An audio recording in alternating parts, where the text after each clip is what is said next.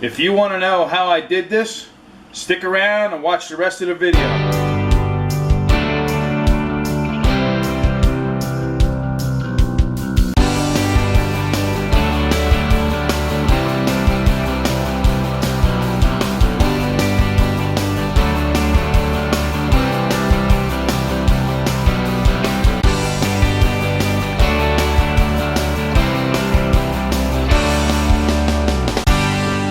Hello and welcome to another thrilling episode of Lumberjack Pa. I've been away for a little while, enjoying some vacation time and holiday time.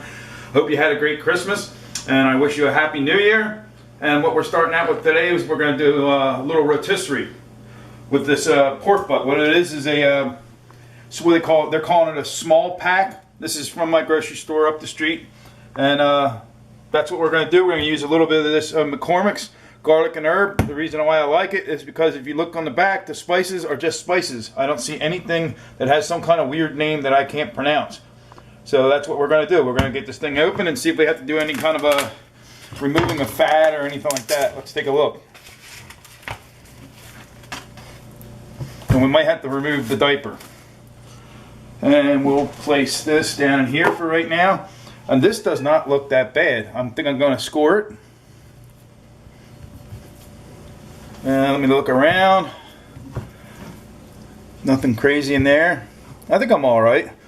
That's not too much. And we're going to try to take this. Typically, you want to take them up to 195, 205 degrees, and you just want to. I don't want to go super crazy on it, but we want to get a good coating. Kind of pat that in, rub that in, try to get it in there, and all those grooves and crevices. Yeah, I think it's about good. We'll let the meat shine through, the flavor of the meat. And I'm not really sure how long it's going to take out on the rotisserie.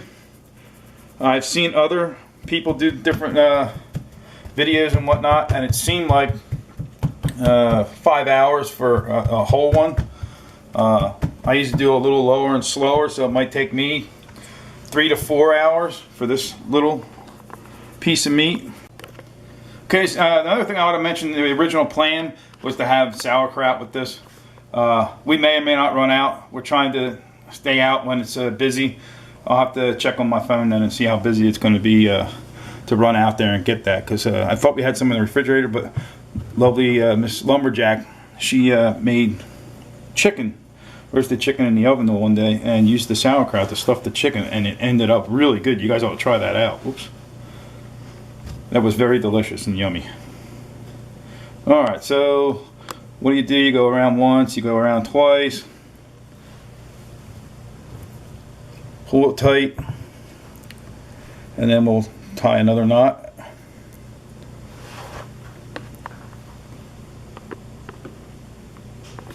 Like so. And then you take this and you go like this. Come on, hold that right there. Come around. And you bring this under, and you want to pull back and forth. Put our finger right there, wrap it around the bottom, bring it around that, and I'm going to tighten it up just like I did before by pulling back and forth. And it doesn't have to be killer tight, just enough to hold it together. And then boy, I'm not sure what I want to do here now. Alright, little cutting. And then it's ready. We're going to let this sit for probably about at least 45 minutes. If it gets longer than that, of course, I'll put it back in the fridge for a little while. But I got to go out and get the rotisserie set up with the grill and all the charcoal and this and that and everything else. So we'll bring it back shortly. Thanks for watching. Alright, it's time to skewer it. So I'm going to try to get it in the center as best as possible, as you might guess. And certainly want to watch our hands. It's not super sharp, but I don't want to be stabbed. Oh, I should mention that I took this out to the grill and measured the roast. That way I knew where to put the first time. And this one was about 10-inch roast. Figured it would compress. Should have been like 5.5, 6 inches. I went 7 inches from the bearing right here. It's not really a bearing, but it keeps it from wearing the grill down because it's a circular shape. And I'm not sure what I want to do here. I want to at least get think I'm going to try to get these 2 smaller, shorter ones instead of the longer ones in, because it's not quite wide enough. And right up to there. And then the other side, I don't know if these shorter ones are actually going to make it into it, and they seem like they're a little bit closer together too, as you can see. But we're going to give it a whirl here. And it looks like it's a little higher this way, so I'm going to try to go like this. Oh, loosen that up. And even that's not going to do it. It will have to be good enough. Alrighty, so we're out here at the grill. I tried to get it lower than it is, but it's right around 290. But it's not going up. And I even closed off the bottom damper. There's holes. You can see them down here on the sides, like if you have a different size grill or whatever. And I think that's supplying a lot of oxygen to it. So I closed off everything except for the top.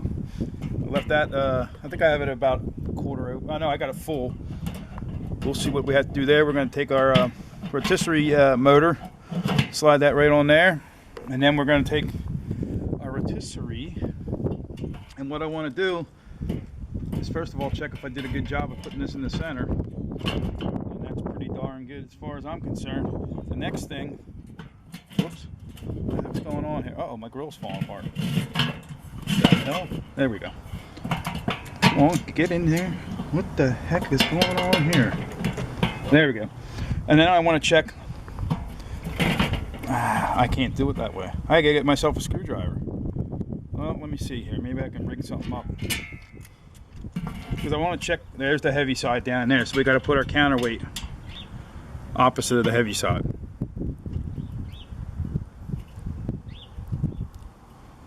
And I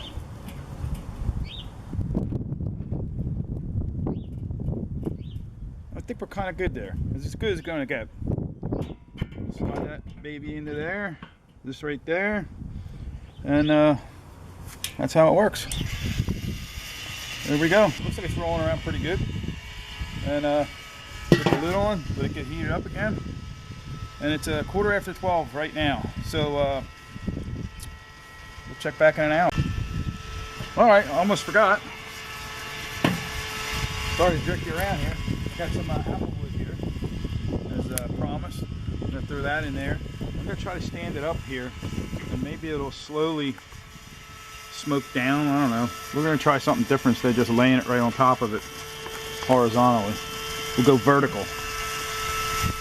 Let's see what that does for us. I do have some lump charcoal in case I need to put some more on there. That way, that's kind of all natural compared to the briquettes, which has binders in it and whatnot. So, if you added wood, I like to go with lump charcoal. All right, we'll bring it back. All right, here we are as promised, the hour mark. Running at probably about 240. So I'm probably going to open the bottom vent.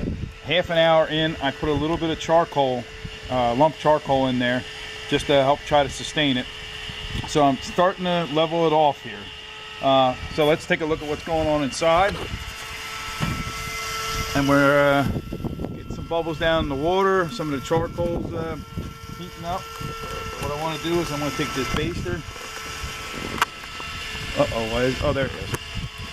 And just put a little water on there. Oh, well, because I don't want to take all my seasoning off. Just want to kind of drip a little bit on there.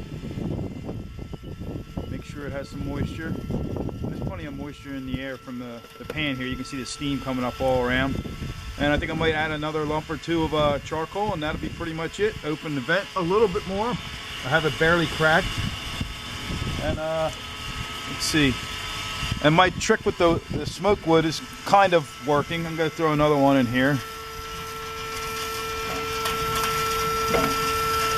And yeah, I'll throw a couple more lumps of charcoal in there, and that'll be that. Stick around. Okay, we're back, and looky there.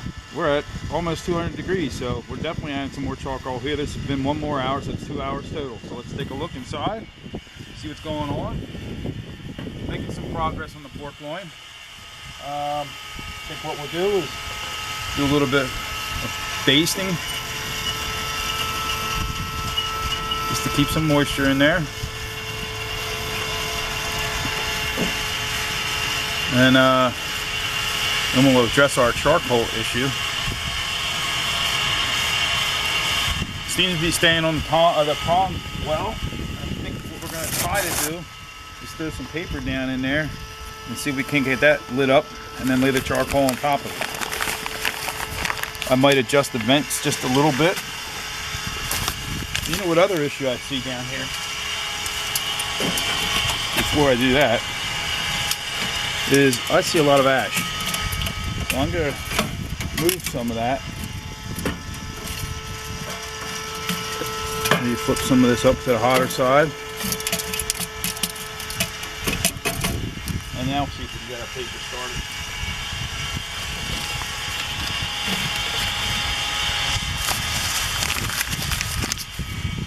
And hopefully that catches on. And we can put our charcoal right on top.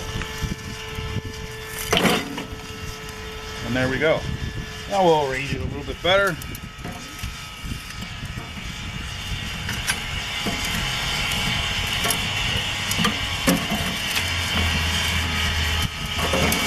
Try to get some of that to heat up on us. And I think I'm going to open the vent a little bit on the bottom, the intake. I'll go about half. And that's what we'll do. Maybe add a little seasoning. What do you think?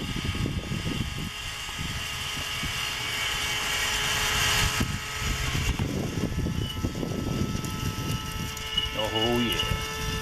So this is just the way we like it, low and slow. Probably dark by the time we get done, but that's all right.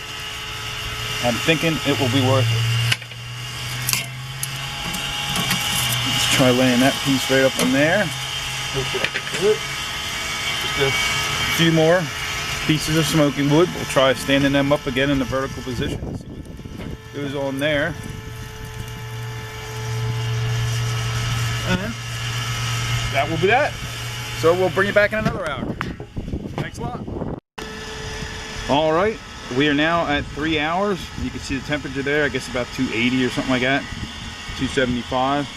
I opened the bottom vent a half an hour ago. Closed this to halfway and put some more charcoal in it. It really needed it. It was down to like 230 or something like that. And it's getting to the point where it's going to get dark soon. So I'm trying to speed things up a little bit. So there's where we're at.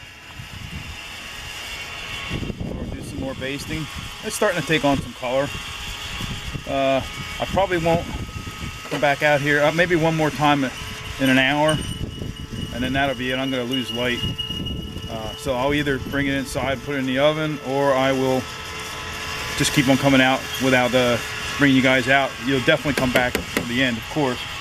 And that's where we're at. We're going to throw a couple more pieces of charcoal just to maybe get it up to the 300 mark to try to accelerate the process here a little bit. Not too much, but just a little. And that's where we're at.